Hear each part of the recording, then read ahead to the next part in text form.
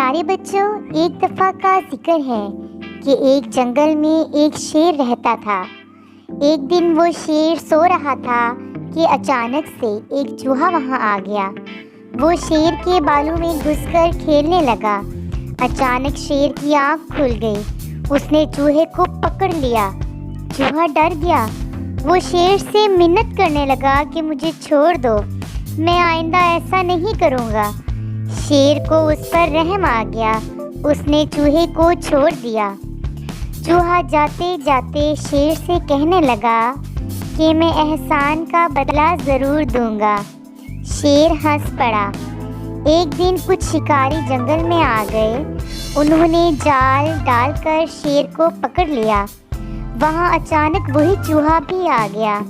उसने अपने दांतों से जाल को काट दिया। इस तरह शेर आज़ाद हो गया। शेर ने चूहे का शुक्रिया अदा किया।